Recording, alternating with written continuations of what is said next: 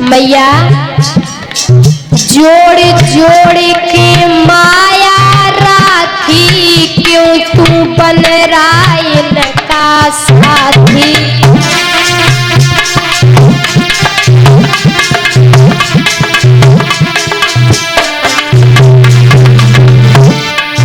एक दिन पानी जैसी बह जाएगी, कर ले भजन हरि को।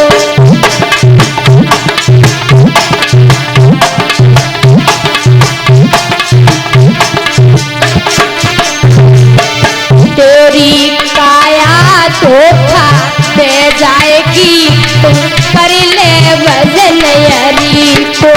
तेरी काया धोखा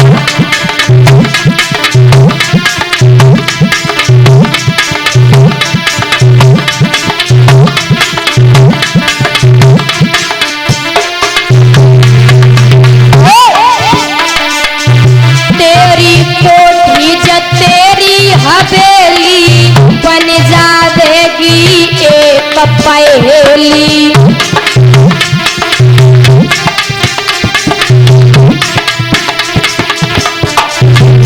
भैया सब यही धरी रे जाएगी, कैसे कर ले।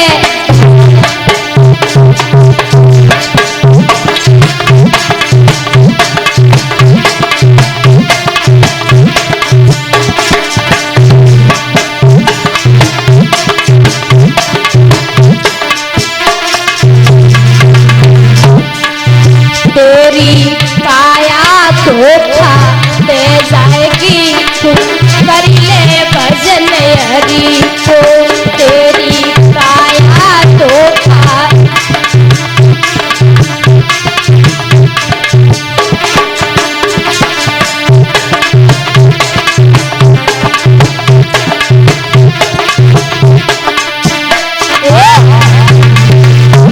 ज्यादा प्रेमी को रुलाना अच्छा नहीं लगता।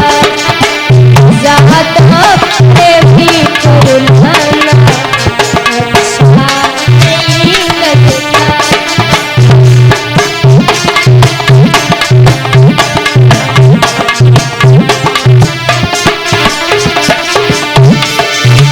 निकलोगे बेवफा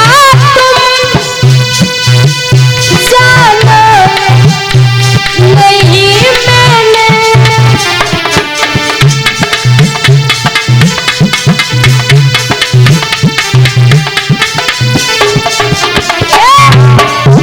कह के पीछे हट जाना अच्छा नहीं लगता।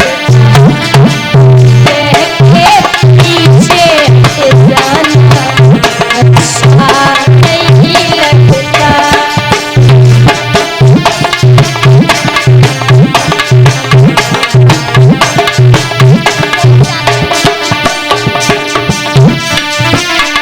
कह के पीछे हट जाना अच्छा नहीं लगता। ज्यादा प्रेमी को रुलाना अच्छा नहीं लगता।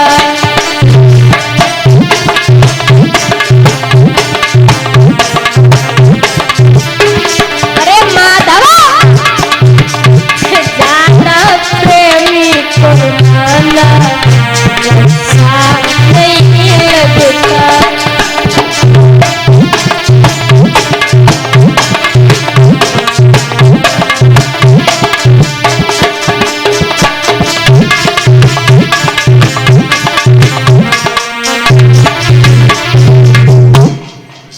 बोलिए कन्हैया लाल की, बोलिए सतगुरु भगवान की।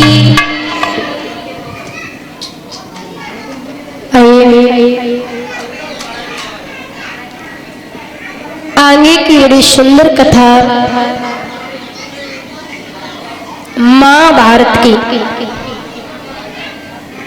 महाराज ध्यान रखे भैया, ये महाभारत हुआ है वो महाभारत की नींव कहां से पड़ी? महाभारत हुआ, महाभारत की नींव कहां से पड़ी? वेद व्यास जी से। दादा, महाभारत की जो नींव पड़ी है वो वेद व्यास जी से। क्योंकि एक बार मैया सत्यवती वेद व्यास जी से बोली, घर में कोई संतान नहीं है। तो वेद व्यास जी बोले कि आपके घर में 3 बहुएं, 2 बहुएं और एक दासी, तीनों मेरे सामने से नग्न अवस्था में निकल जाएं तो उन्हें पुत्र की प्राप्ति होगी। मैया सत्यवती ने जाकर के बहुओं से कहा, महाराज, बहुओं ने जवाब दिया, ये कैसे दादा है, जे कैसे दादा है जो बहुओं से कह रहे कि मेरे सामने से नग्न अवस्था में निकल जाओ। तो महाराज, अम्मा नाम की बहू थी। आवाज ऐसे रहो, आवाज गोल घूमना बनाया।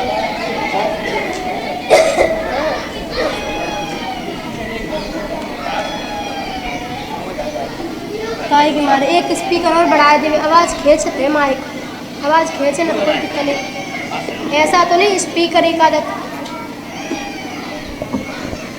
महाराज, अम्बा नाम की बहू रहे तो उसने अपने आंखों से दादा पट्टी को बांध लिया, अपने आंखों से पट्टी को बांध लिया। बोले ये दादा के सामने वो नग्न अवस्था में कैसे निकल सकती हूँ, कैसे दादा है। जब पट्टी बांध के निकली है तो अम्बा नाम की थी ना, उसके हुए धृतराष्ट्र, पुत्र की प्राप्ति हुई। पुत्र तो हुआ लेकिन कैसा, उसकी मैया आंखों में पट्टी बांध के निकली तो अंधा पुत्र हुआ, जो बचपन से ही अंधे थे धृतराष्ट्र। और महाराज, अम्बालिका दूसरी बहू, उसने अपने शरीर से मिट्टी को लगा लिया। पड़ुआ बोलती माताओं, हाँ, उस मिट्टी को लगा लिया है, मिट्टी लगा करके निकली है। तो उसके हुए पांडु, इनकी एक दासी थी। जब बिधोरे के निकली, बोले कैसे दादा, कैसे दादा। महाराज, जब बिधोरे की निकली है तो उनके हुए बिधोरे जी महाराज वेद व्यास जी से उत्पत्ति हुई है। इस प्रकार से अब ध्यान रखिए महाराज, पांडु का विवाह हुआ कुंती और माधुरी, 5 पुत्र थे। और धृतराष्ट्र है ना, उनके 100 बेटा थे।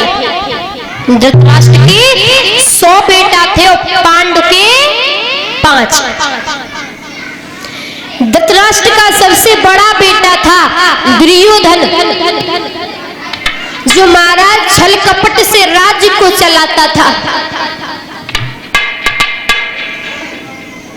एक दिन दुर्योधन ने मन में विचार किया कि बड़े दिन हो गए मैं पांडवों के महल में नहीं गया, चल करके देखे कि पांडवों ने महल बनवाया, कैसा महल बनवाया, हम भी देखें कि वो महल कैसा है। चले हैं दुर्योधन जी, पांडवों के महल की सीध लगाई, अंदर कदम रखा है। महल कैसा था दादा, जल का थल और थल का जल, पता नहीं चलता था किस ठोर पानी है और किस ठोर पानी नहीं है। महल ही ऐसा था। तो अंदर कदम रखा, पैर फिसल गया, पैर फिसला दादा, दुर्योधन जमीन पे आ गया। द्रौपदी देख करके हंसने लगी, बोले अंधे के अंधे होते, क्योंकि उनके पिता जन्म से अंधे थे। धृतराष्ट्र बोले अंधे के अंधे होते। इतनी बात कही है तो दुर्योधन आग का बबूला हो गया। जवाब दिया द्रौपदी, एक दिन वो समय आएगा कि तुझे नंगन करके अपनी जंगा पे न बिठा पाया तो मेरा नाम दुर्योधन नहीं। चुपचाप वहां से निकल गया कि वो जल आग और पड़े जाना ही करे गई आग सी कोलों पे, बिजली सी गिरी किनारों पे, कैची चली गई कोलों पे। महाराज याद रखना, बड़े बड़े विद्वान कहते हैं कि नार स्वभाव सत्य कब कहे, अवगुण 8 सदा। और नारी कितनी भी सुशील हो, कितनी भी भोली भाली हो, लेकिन फिर भी उसमें 8 अवगुण हमेशा रहते। भाई नारी की बुराई हम क्यों करेंगे, हम भी हम क्यों करें, लेकिन ऐसा लिखा हुआ है जैसा हम भी बता रहे। मैया सबसे बड़ी कमी है कि मोहिन नारी नारी के रूपा पंग गार्य रीति, स्त्री स्त्री को देख के कभी मोहित नहीं होती। तो विद्वान भी कहते हैं, और सुनिए, औरत पे भरोसा करो, अपनी स्त्री पे भैया भरोसा कर लियो, लेकिन भूल के पराई स्त्री पे कभी भरोसा नहीं करना चाहिए। क्योंकि पराई स्त्री होती है ना, वो पेनी कटार होती है, पेनी है कटार धार तेगा की पराई नार। हाँ भाभी